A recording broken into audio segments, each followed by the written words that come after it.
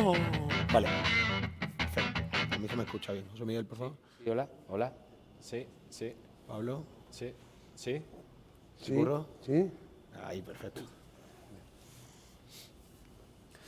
Bueno, buenas tardes, ante todo. Muchísimas gracias al concejal de Deporte del Ayuntamiento de Torrejón, José Miguel. Hola, muchas gracias por invitarme.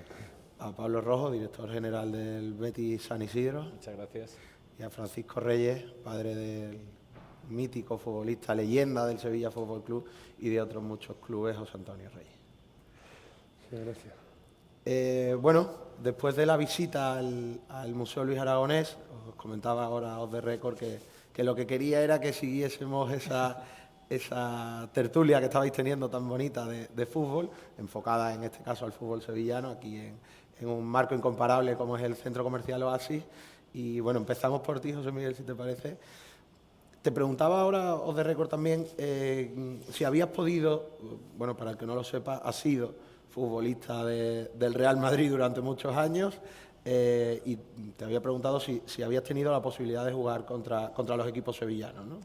Sí, bueno, yo inicialmente también jugué con la selección madrileña contra la selección andaluza que se jugó en Sevilla y luego en mi etapa de categorías inferiores jugamos las dos divisiones de honor de juveniles primeras que se hizo, que se permitían 4 sub-19, en la que dos de los equipos más potentes eran el Betis y el Sevilla, que comentaba alguna otra cosa, pero para que os hagáis una idea de lo importante que fue aquella competición en sus inicios, es que el Betis jugaba en el Villamarín y el Sevilla en el Sánchez Pizjuán para juveniles. 12.000, 14.000 espectadores viendo juveniles en aquella época. También te unen algunos vínculos más, ¿no? Al deporte sevillano o al fútbol sevillano en este caso, ¿no? Sí, yo siempre digo que, bueno, evidentemente soy del Real Madrid después de 11 temporadas allí, pero que yo soy un poco del Betis porque mi compañero de habitación en la selección española es un jugador que era del Betis, que es José Manuel Monsalvete, y que yo siempre he dicho que es el mejor jugador juvenil que yo he visto en mi vida. Era como Johan Cruyff con 16 años. Luego todos sabemos que el fútbol formativo no tiene que ver luego con el fútbol profesional y que las cosas no son lo que parecen o como por ejemplo mi caso y el de un montón de canteranos del Real Madrid que éramos delanteros, que tuvimos la suerte, porque los pudimos disfrutar, pero la mala suerte de que nos tocó sufrirlos, que era que la delantera del Real Madrid eran Butragueño y Hugo Sánchez, que no se lesionaban ni entrenando. O sea, entonces hicieron un tapón ahí de una serie de jugadores, pues como pueden ser Sebas Losada, Juan Schneider, Alfonso Pérez Muñoz, Iván Pérez Muñoz, yo mismo, Isma Urzaiz, pues toda esa cantidad de delanteros que salíamos de la cantera del Real Madrid. No pudimos llegar al primer equipo, pues en el caso de Monsalvete no voy a entrar mucho más en por qué sí y por qué no, pero como futbolista ya os digo que no he visto a nadie tan bueno como él y tan inteligente en un campo de fútbol.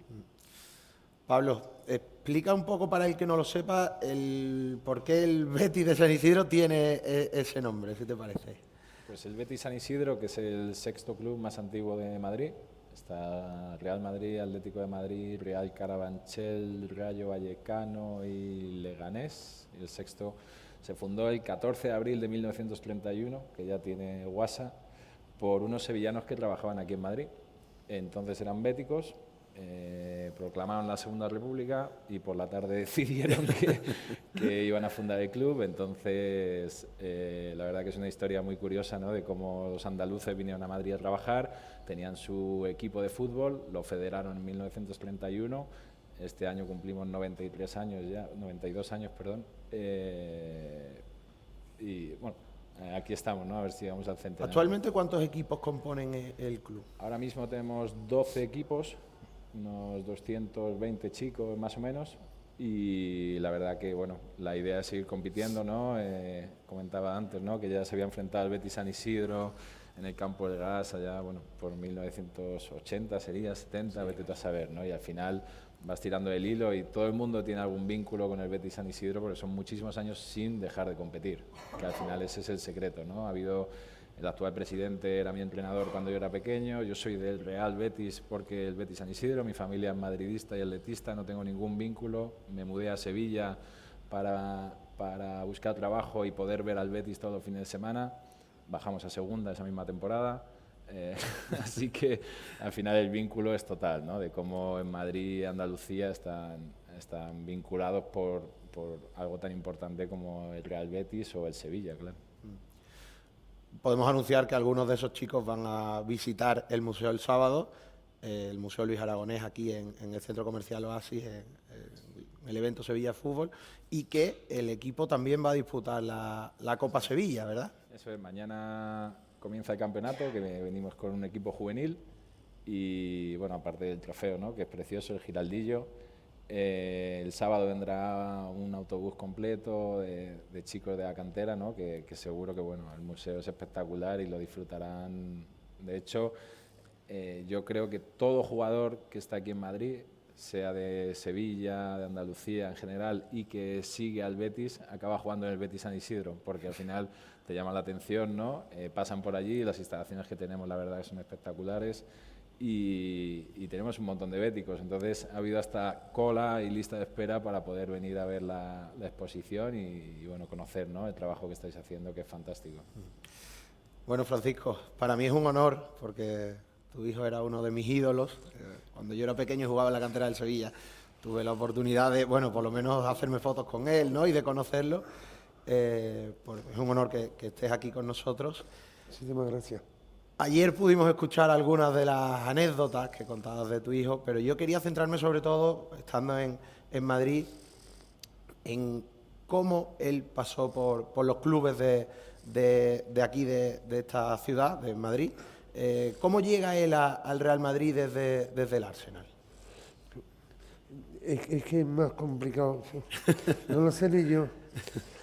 Porque nosotros, llegó Miguel Ángel Gil a Inglaterra y estuvo hablando con nosotros, llegamos a un acuerdo y entonces nosotros el acuerdo creíamos que ya estaba cerrado y que era jugador del Atlético de Madrid el año siguiente, que se había llegado, que él no quería seguir en Inglaterra y eso, y a las 12 de la noche él era jugador del Atlético de Madrid y a las 12:01 era jugador de Real Madrid.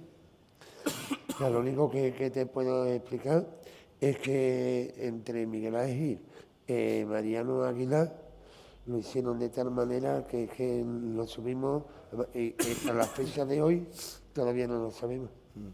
Sin embargo, se firmó un contrato de 1 millón de euros si se Sí, un echaba precontrato, para ¿no? atrás, Entiendo.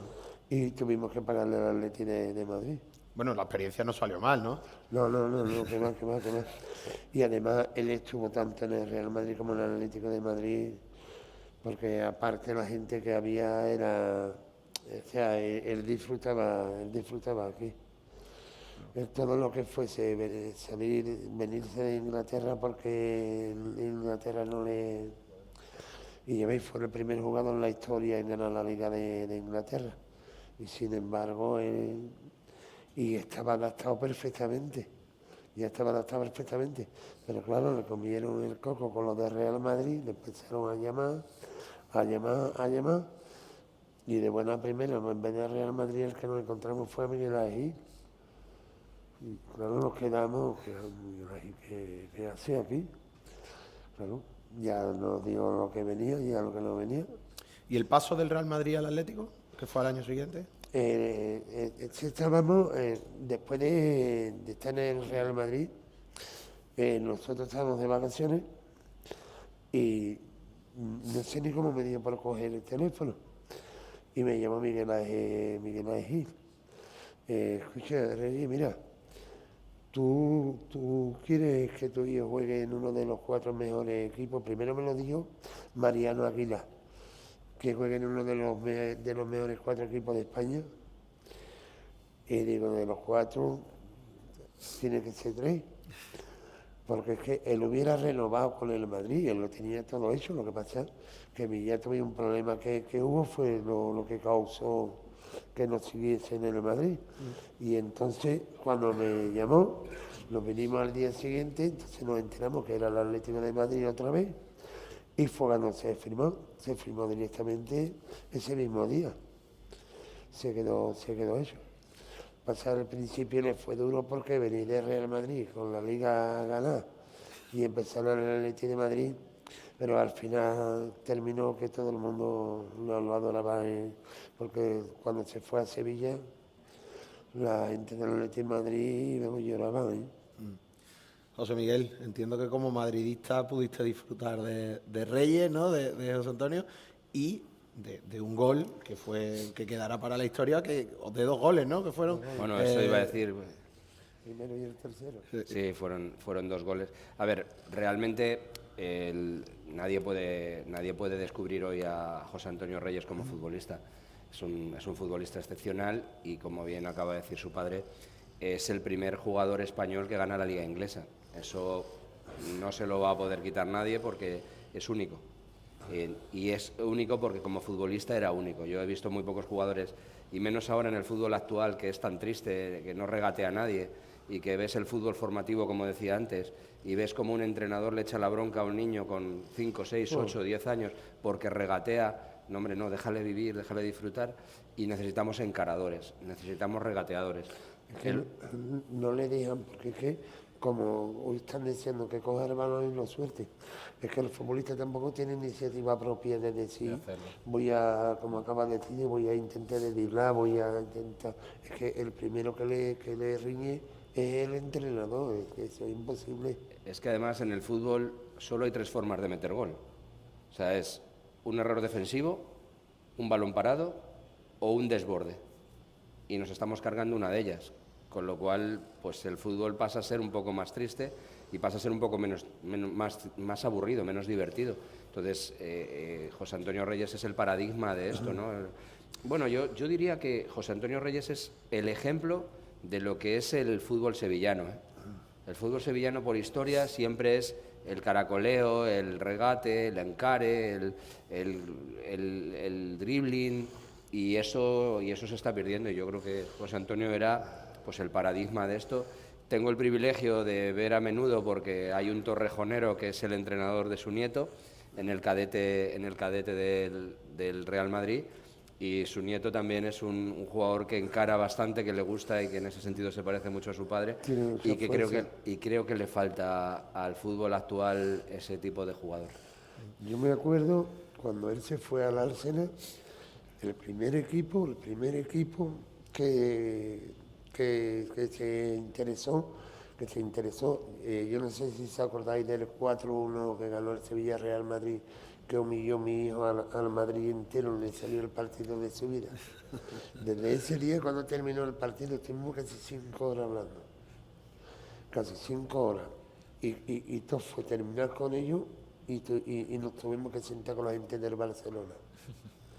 Y ahora resulta de que el representante lo había hecho ya con el Arsenal. Nos hartamos de hablar para nada. El fútbol. ¿Tuvo las opciones de firmar por el Barcelona en algún momento? Sí, sí. Tuvo la opción, lo que pasa es que no quería nada más o el Madrid o el Arsenal.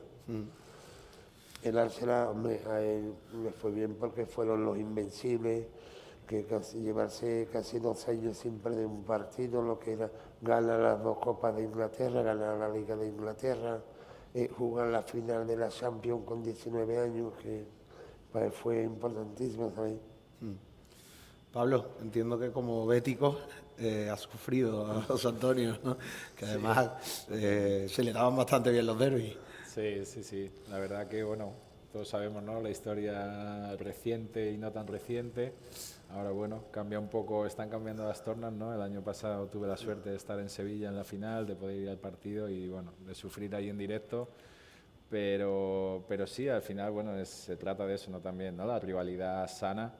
También soy miembro del Foro de Béticos en Madrid, que es una comunidad que hemos hecho aquí te iba a decir la mayoría andaluces, pero no es cierto, hay gente de toda España. Lo comentaba antes, ¿no?, que la peña del Caribe, ¿no?, la peña de Gambia, o sea, al final el Betis es universal, el Betis, que es lo que me toca a mí, ¿no?, pero sí que he vivido la rivalidad también en Sevilla. Es completamente diferente a lo que he visto en mi familia con el Real Madrid, con el Atlético de Madrid. Se vive de otra manera, ¿no? Tú pierdes un partido allí y te puedes tirar 9 meses escuchando la broma de tu compañero de mesa, o sea, es algo increíble, ¿no? Porque el primer día bueno, el segundo, el tercero, esto no va a parar, ¿no? Esto va a ser así todo el año, hasta que ¿no? se juegue el siguiente derbi. Exactamente. Entonces, es brutal, ¿no? Y bueno, al final la calidad que tenía, el desborde, ¿no?, lo que estamos diciendo. Nosotros, fíjate, en el Betis San Isidro intentamos que los chicos en formación, que además formación lo llevamos hasta juveniles, ¿no? Hay equipos que ya en cadete empiezan a meter competición y a lo mejor el cadete A puede tener algo de competición, pero intentamos que jueguen, que se divierten, que hagan, al final es fútbol, que es un deporte, que es diversión, no es ajedrez, que es muy parecido a lo que estamos diciendo, ¿no? No, si tú pierdes el sitio, que pierda el sitio, que corra, porque le estás poniendo de defensa, a lo mejor este chico que tiene 8 años, nosotros tenemos grandes peloteras, la dirección deportiva, con los entrenadores, que sí que es cierto que cada vez vienen más formados, que cada vez tienen más cultura táctica de lo que teníamos nosotros, pero en esas edades puede llegar a ser un problema al final. Claro. Los chicos, hay chicos habilidosos, chicos no habilidosos, contundentes, fuertes, altos, bajos, potentes. Entonces, si no les dejas descubrir cuáles son sus virtudes y descubrir también sus defectos, es así. Y aparte, bueno, que estábamos comentando, ¿no? Que es formación, o sea, que puede llegar uno de cada, no sé, no te sabría decir, uno de cada 1000. Bueno, y estamos poniendo uno de cada 10.000 quizá, o sea, más fácil 10.000 exacto, que 1000. exacto. Entonces es muy complicado también, ¿no? Que tú aciertes en un equipo de preferente, ¿no? Que los chavales están en mitad de categorías y que tú creas que este chico tiene que hacer esto, y una mala formación puede acabar también con quitarle las ganas y la ilusión de jugar al fútbol, que al final es lo que te digo, hay muy poquito. El Betis San Isidro, en 92 años de historia, hemos conseguido 2 jugadores profesionales. 92 años sin dejar de competir, o sea, jugando y jugando y jugando. Entonces, imagínate, ¿no? Estas canteras potentes que pretenden y demás, que no, esto es alto rendimiento, el campus de verano, el campus de invierno, el campus de tecnificación. Para nosotros, nuestra pasión, eso está claro, y el primer equipo tiene un modelo de juego clarísimo y es otra cosa, pero los juveniles también, pero creo que al final hacen falta jugadores como Reyes totalmente, y que inventen, que creen, que desborden y que rompan un partido, claro. Porque ya José Miguel, que ha dicho que eso no era bueno, y estoy de acuerdo contigo, ¿cómo se puede volver a ese fútbol? Quiero decir, ahora le voy a preguntar a Curro por lo mismo, porque estoy seguro que José Antonio no iba a un club a formarse todas las tardes, las 3-4 horas que seguro que jugaría al fútbol por ocio, ¿no? ¿Cómo se puede recuperar ese fútbol de antaño en el que se podía jugar en las plazas, se podía jugar en la calle con los amigos? ¿Cómo se podría volver a ese modelo? A ver, es complejo, es complejo. El fútbol ha mejorado en las instalaciones, no hay ningún tipo de duda. Ha mejorado en la titulación de los entrenadores, están más titulados. Creo que no ha sido bueno del todo, en mi opinión. Creo que ahora mismo tú vas a ver un entrenamiento y parece una pista americana, no hacen nada más que conos, setas, y les haces, tiene 1 hora para entrenar el equipo y tienen 5 minutos para enseñarles el ejercicio. Pues han hecho 6 ejercicios en un entrenamiento. Entonces, creo que eso no tienen que inventar. Yo creo que el fútbol formativo los entrenadores no tienen que inventar. El fútbol está todo formado, todo inventado, perdón. ¿Os recordáis cuando España decían que jugaba con el falso 9? El falso 9 llevaba inventado desde épocas... ¿vale? Entonces, ¿dónde tenemos el gran problema? El gran problema lo tenemos... uno de mis compañeros del Real Madrid está en el departamento de captación del Carlos Sastre, y me decía un día que veníamos a ver a un chaval, se ha perdido el entrenamiento invisible. Claro, como ahora mismo estos vocablos que se han puesto ahora de moda en el fútbol, ese de el bloque bajo toda la vida ha sido colgarse del larguero. Vale, pues ahora lo llaman bloque bajo. Pues el fútbol invisible es el gol regañado de toda la vida. Entonces, eso es la única fórmula que yo creo que tienen, y por eso creo que la excepcionalidad, que no va a ser tal excepcionalidad de Marruecos en este Mundial. ¿Por qué? Porque los chicos marroquíes están todo el día jugando en la calle. Y ese es el fútbol, el entrenamiento invisible que dicen que se ha perdido. Igual que los brasileños. En las favelas y en toda esta parte. Se ha perdido, y eso es lo que debemos recuperar, y no va a ser sencillo, porque mejores instalaciones hay, mejores titulaciones hay. Antes teníamos un balón para cada 5, ahora hay un balón para cada 1 en cualquier club del mundo. Estamos mucho mejor preparados que antiguamente. Y Lo que, yo el otro día lo comentaba porque es verdad, por lo menos en Sevilla, te hablo de Sevilla, bueno, por no hablarte de otros sitios, de estos 2 sitios, vamos. Los representantes a chiquillos con 10 años, con 9 años, poniéndolos en fila para ser su representante cuando lo ve el entrenador salido de pelea con el representante. O sea, el entrenador es el que le tiene que decir al niño lo que tiene que hacer y lo que no tiene que hacer. Tú si quieres firmar contigo, firmarás, si no, no firmarás, pero su entrenador es él, no que él es el que le dice al niño lo que tiene que hacer en el campo, todo lo contrario de lo que le dice el entrenador. Y es que, claro, es que tú a un niño, si no le das libertad propia, si no le das iniciativa propia, que el niño haga con el balón lo que él sabe hacer, es imposible.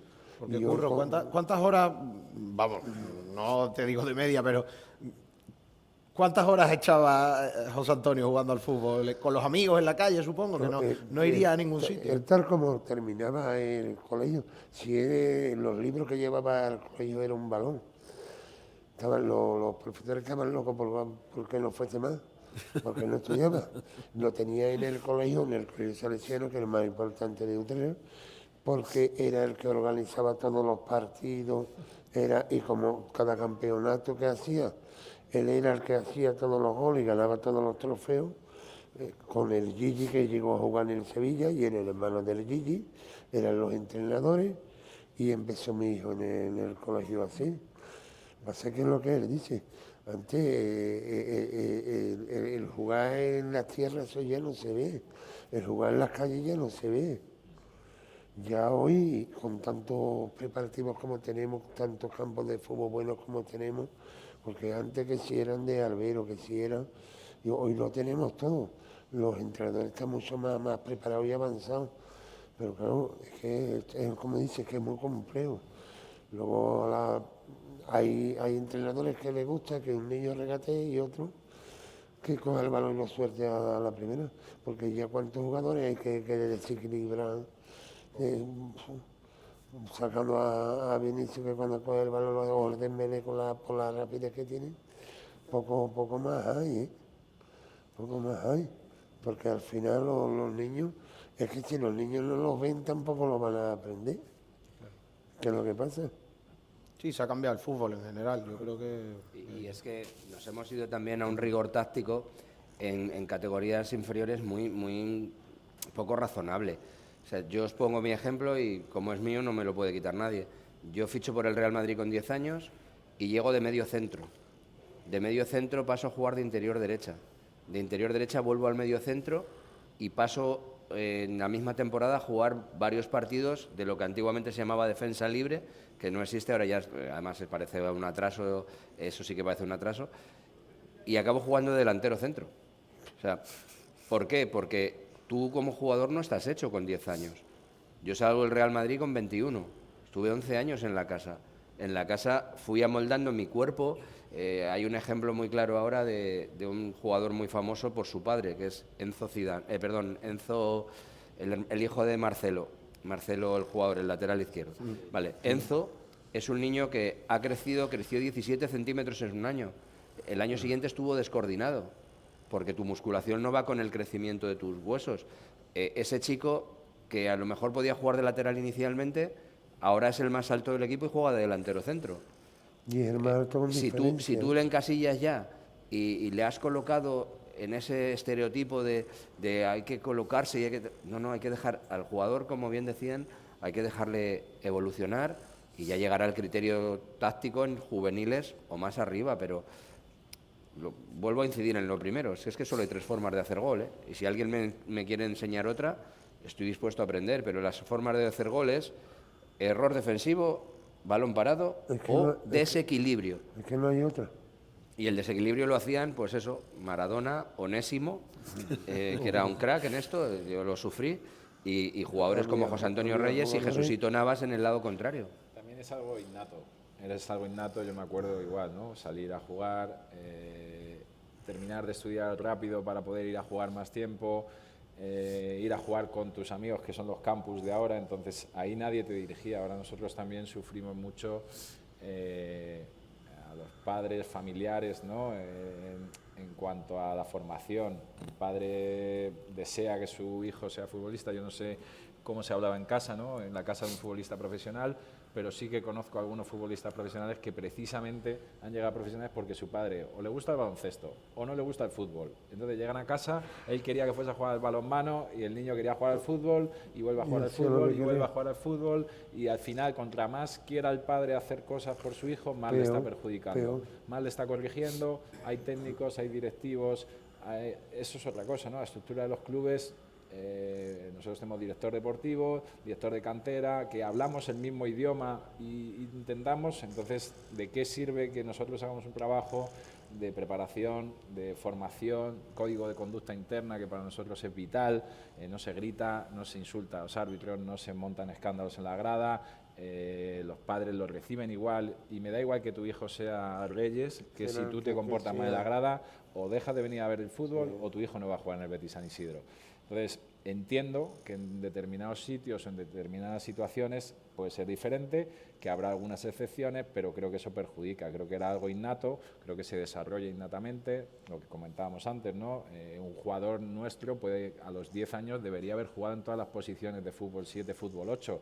¿Por qué? Porque aunque luego seas extremo, si ya juegas de lateral izquierdo, sabes lo problemático que es colocarte mal, lo que es una línea defensiva, comprenden mejor cómo funciona el fútbol en general, sin encasillarte en un sitio, sin encasillarte en un tipo de juego, que al final, bueno, pasa muchísimo, ¿no? En el campeonato de Brunete, si os acordáis, los jugadores que más despuntaban eran los más grandes, que con 12 años medían 1,80, 1,90, era completamente diferente. La mitad de esos jugadores nunca han llegado a nada. ¿Por qué? Porque no tenían ese talento, que tenían era músculo, tamaño. Bueno, y porque algunos eran mentira, como los hermanos Obama.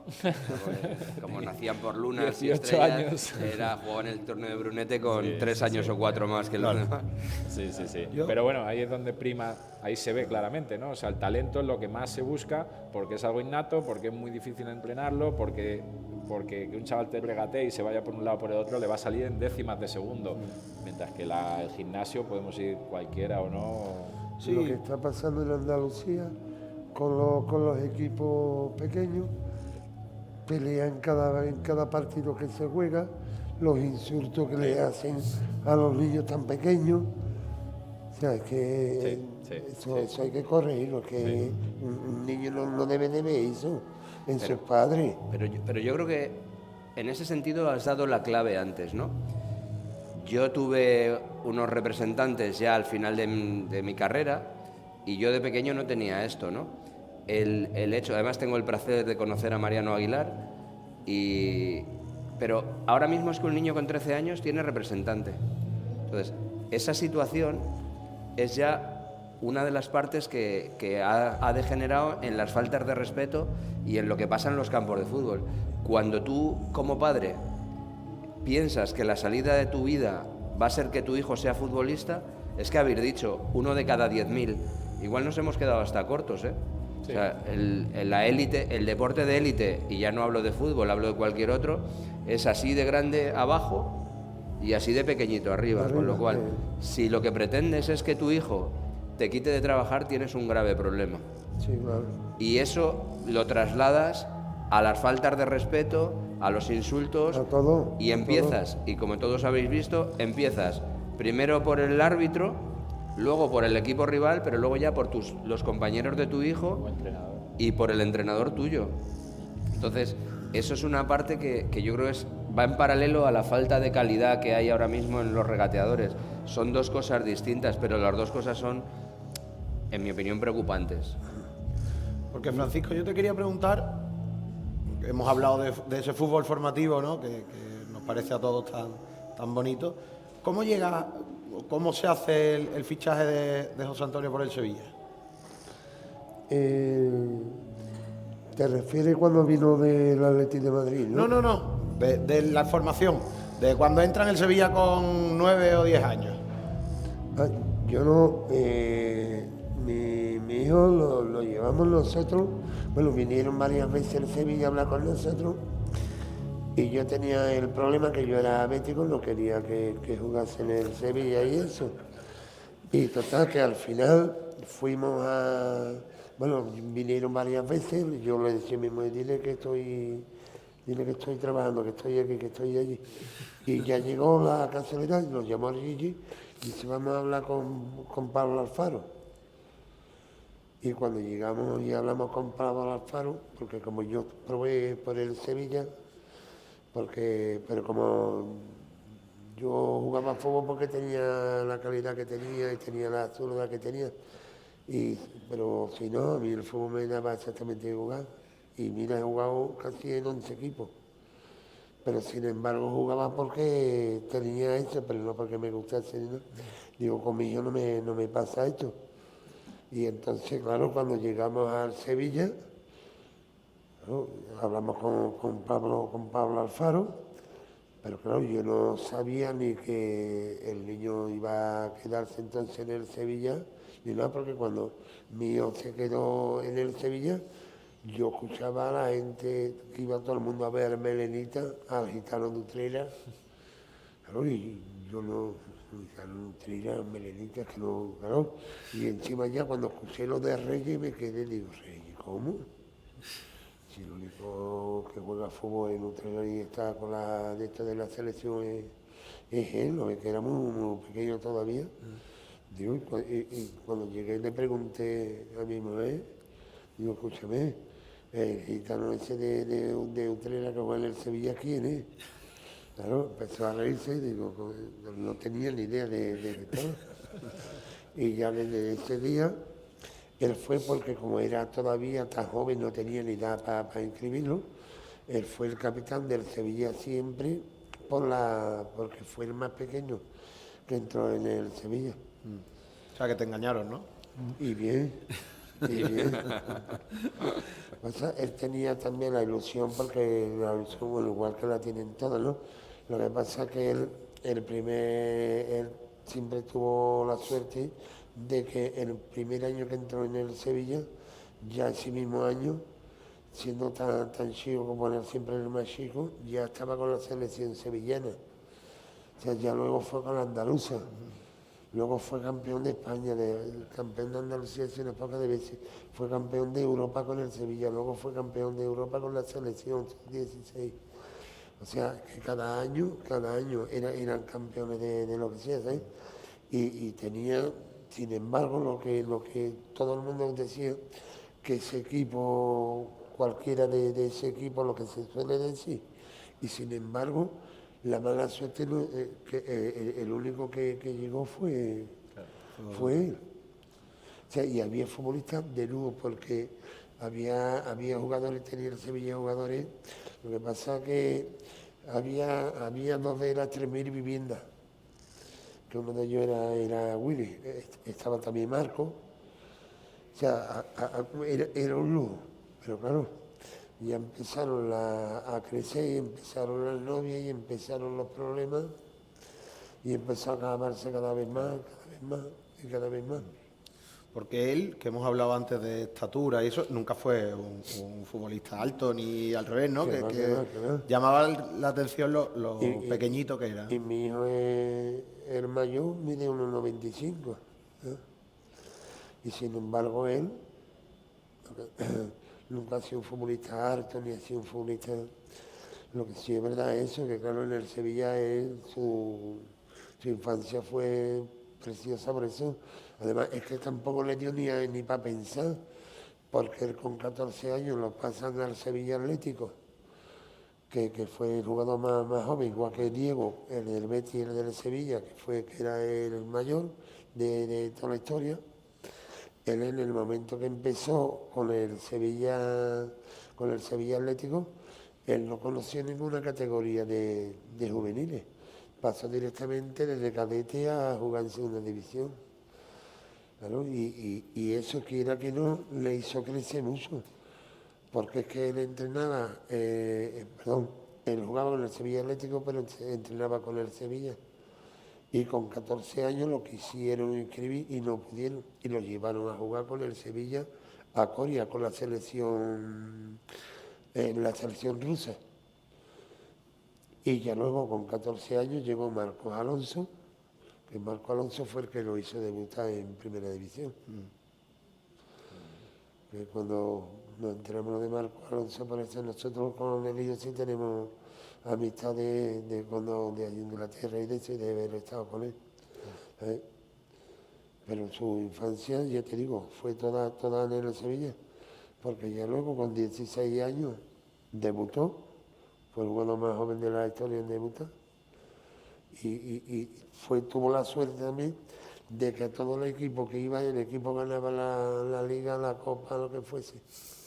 El único que no ganó fue en el Córdoba, y fue porque iba el último a 16 puntos del segundo por abajo, y salvó al equipo ese año también. No, las casualidades Ganó no más existen. que si hubiera ganado la liga. Digo, en media temporada que estuvo en el Córdoba, ¿eh? Esto está grabado y eso es... Y decía José Miguel que las casualidades no existen, Las ¿verdad? casualidades no No existen. existe. En Córdoba es Dios, para los cordobeses. Pero pasa eso, y yo te hablo por unos chiquillos que hay, porque le pasa igual a Dani Ceballos, porque Utrera es de los pueblos que más jugadores saca, ¿eh? Porque la cantidad de jugadores que tiene Utrera en todos los equipos, sin embargo es un pueblo de 30 y tantos mil Sí, habitantes. es un poco como Arguineguín, ¿no? Que saca, pero los que saca son muy buenos. Sacó a Valerón, sacó a Silva, con eso ya... ¿Ves? Ya ves. Y sin embargo, ellos, ya te digo, y porque en Utrera hay muchos problemas, porque son siete equipos distintos los que hay, ninguno se quiere unificar, y siete, como tú dices, son 12 equipos por categoría. Para sacar y para costear eso, que son otros, que se creen que le regalan el dinero, le llega el dinero del cielo para empezar con los niños. Pero y ahora te puedo hacer una pregunta yo.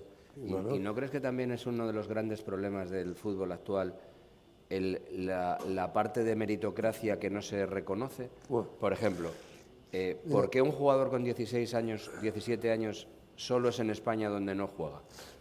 Tú ves al Bayern de Múnich y tiene Musiala. Tú ves A cualquier sitio.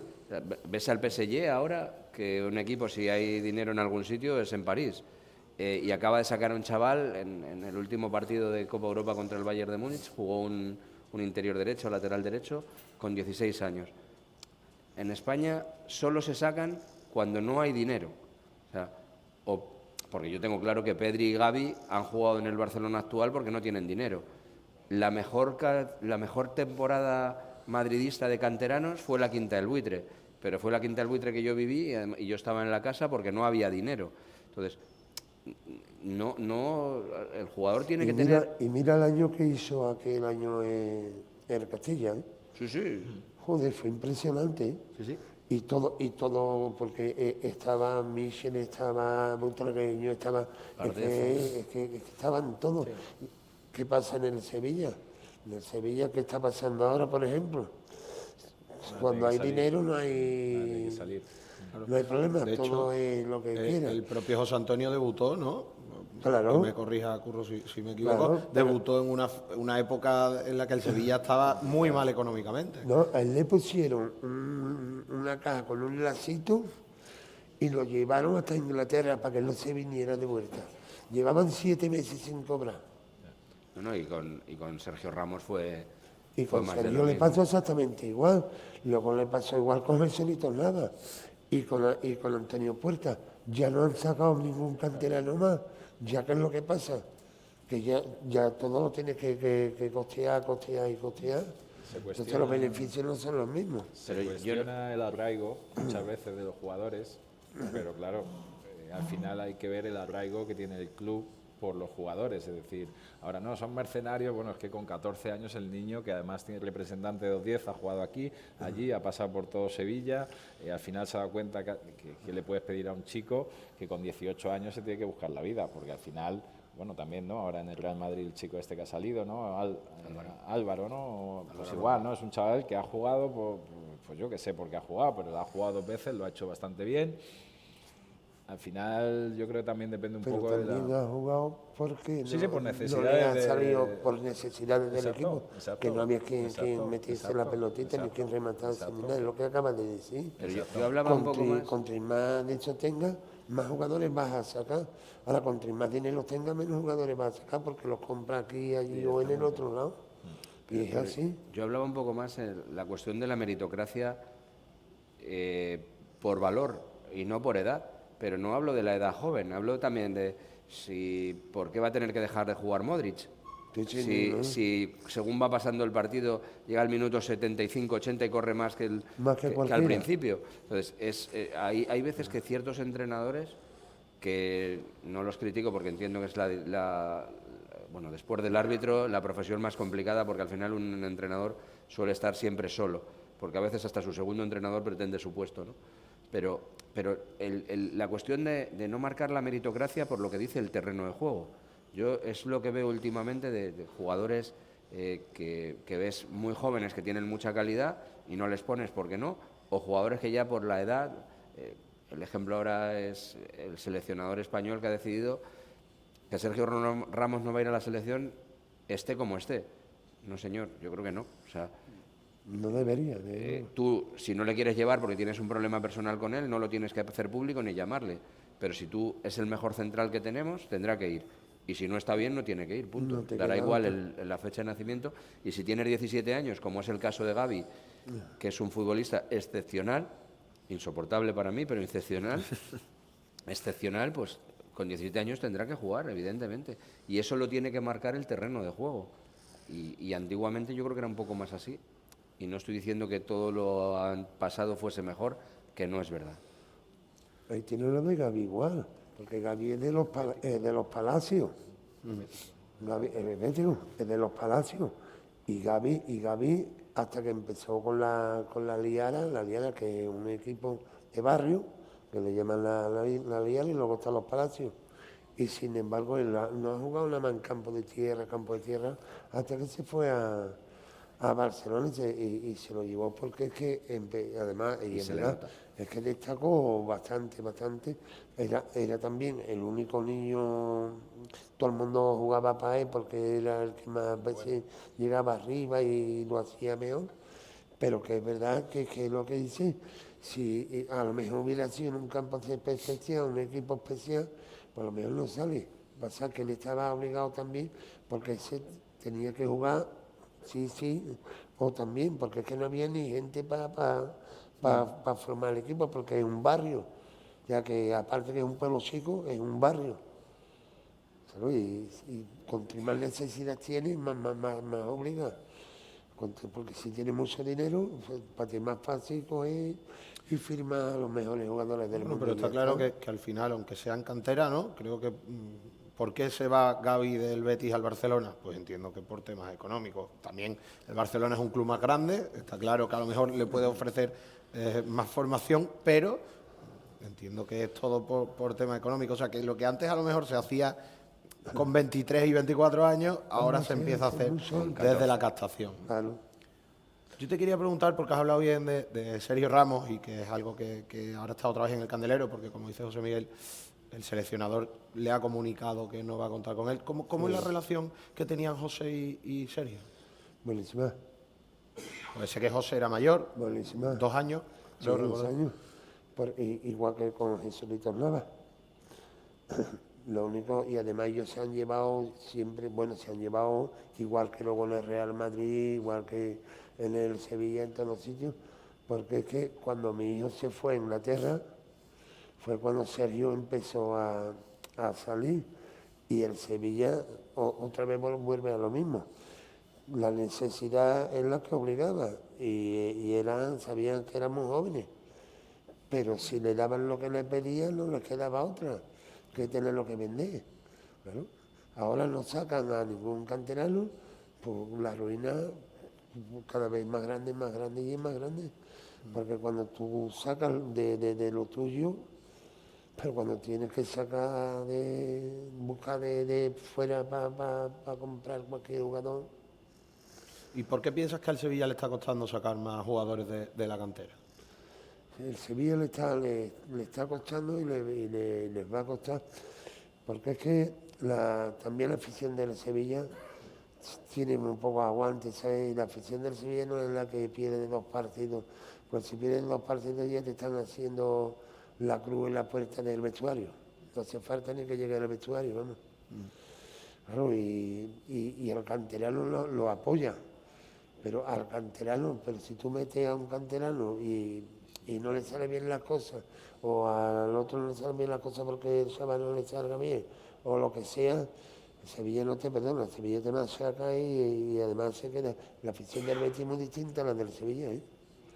Es muy distinta, porque la prueba la tiene el Sevilla los partidos que lleva, y sin embargo el campo está respondiendo. Como porque eso otro año le hubieran crucificado, y quitarle los 2 pilares que tenía, que eran los del centro de campo.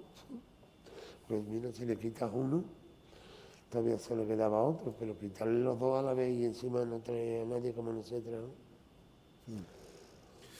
Bueno, como sabéis, este evento no ha sido elegido, la fecha no ha sido elegida por casualidad. Hay un Real Madrid-Betis, perdón, Betis-Real Madrid el domingo, y el sábado hay un Atlético de Madrid-Sevilla, lo he dicho todo al revés. ¿Cómo veis esos partidos? Bueno, a mí me parece que el Real Madrid tiene un partido muy complejo porque tiene que jugar esta noche y el Betis es un equipo que ahora mismo juega muy bonito al fútbol. A mí es uno de los equipos que más me gusta ver y va a tener un partido complicado el Real Madrid.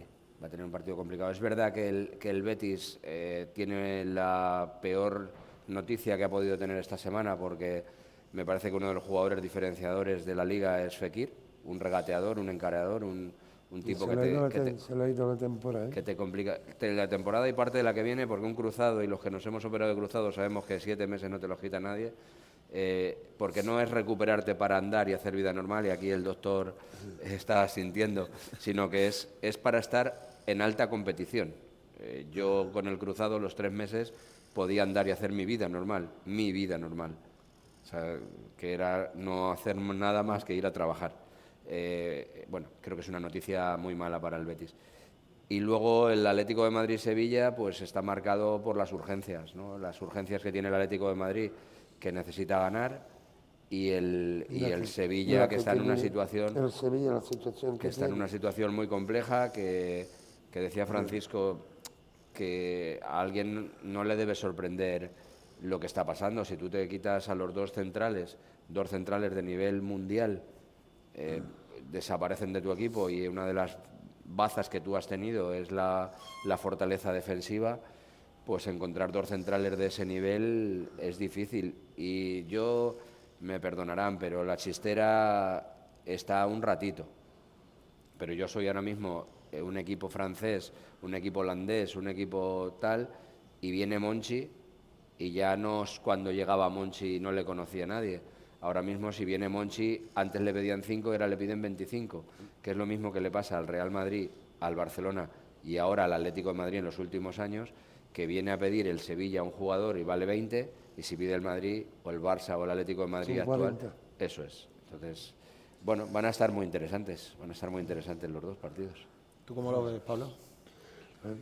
Lo veo, lo voy a ver si puedo ir a verlo a Sevilla, pero bueno, primero lo de Fekir, ¿no? que coincido en que es vital, ¿no? Para el equipo, pero bueno, es una de las posiciones, o sea, a mí personalmente, y ya es tecnicismo, me preocuparía más la baja de Guido, por ejemplo, en el Betis, ¿eh? O sea, fichaba a Yoce, tienes a Juanmi recuperado, tienes a Canales que lo puedes poner un poco más adelante, sin decir que es el crack mundial, ¿eh? O sea, quiero decir que me preocuparía gravemente un central, un mediocentro defensivo que no tiene sustituto. A ver qué pasa esta noche con el Real Madrid, qué tipo de partido, ¿no? Contra más duro sea, pues más cansados van a llegar, ¿no? Y evidentemente va a ser durísimo. Y el Atlético de Madrid y el Sevilla, pues lo mismo, son 2 equipos que no están preparados para jugar este tipo de temporada, ni el Sevilla para competir donde está compitiendo. Esos son nervios para jugadores de altísimo nivel que han estado jugando el Mundial y que ahora te meten un gol. Mira lo de Bono el otro día, es capaz de hacer una primera parte espectacular y meterse un autogol que no. Y el Atlético de Madrid lo mismo, se ha visto en noviembre creo que fue, sin ninguna competición más que la Liga. ¿Con qué mensaje? Un mensaje tan agresivo y tan motivador como el de Simeone, ¿no? Vamos a por esto, a por esto. Llevas, creo que son 12 años dando el mismo mensaje. Es un partido que sí, porque Atlético de Madrid y Sevilla tienen rivalidad, pero creo que el que primero haga algo mal, o sea, el que consiga anotar con el fallo del otro, es el que se va a llevar. Porque son dos equipos que al Atlético, como te pongas por delante, no, hay que sacarlo, hay que tal. El año que viene me voy a ir al Brujas, al Lyon, al no sé dónde, y me da igual. Y el Sevilla lo mismo, cualquier golpecito, normalmente era un equipo robusto que conseguía darle la vuelta al partido, levantarlo, y que ahora ante cualquier golpecito se tambalea todo el equipo. Y son los mismos jugadores muchos de ellos, pero no es lo mismo estar en una posición... Sí, el contexto no es el mismo. Exacto. El partido, porque el partido es tanto es mucho más importante, bueno, es mucho más importante por la situación de la clasificación, ¿no? Para el Sevilla que para el Atlético de Madrid. El Atlético de Madrid, al fin y al cabo, está ahí arriba, pero sí es verdad que va a ser un partido que lo que va a ser verdad es que va a haber muy pocos goles. Muy pocos goles, porque ninguno de los dos van a salir a arriesgar y ninguno de los dos van a querer perder. Y preferible un punto a preferible 3 puntos. Mejor quedarte con uno que perder los 3. Totalmente. Porque si no, la tabla para Sevilla, por ejemplo, se pondría distinto. Y el partido entre el Betis y el Madrid, ¿qué piensas? Yo en el partido del Betis Madrid pienso que el Madrid en el campo del Betis tiene mucho más que ganar, porque quiera o no quiera, Fekir es medio equipo. Fekir ahora mismo es medio equipo en el Betis. Y sin el juego de Fekir, las ocasiones que crea Fekir, y es uno de los mejores de los equipos que mejor están haciendo fútbol. Que el Betis es de los mejores que están haciendo fútbol. Pero claro, el hacer fútbol me vale con cualquier equipo. Luego al crear las ocasiones no es lo mismo crearla con un equipo que crearla con otro.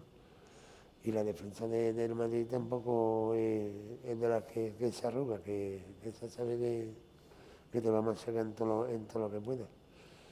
Y con lo de Fekir le ha hecho mucho daño al Betis, le ha hecho mucho daño. Bueno, pues agradeceros a los tres vuestra presencia aquí, tanto en la visita al museo y la inauguración, como en esta charla.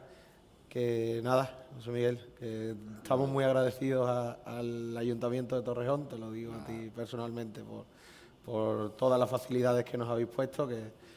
A Pablo, que intentéis llevaros ese primer trofeo aquí, Copa Sevilla, aquí en Madrid.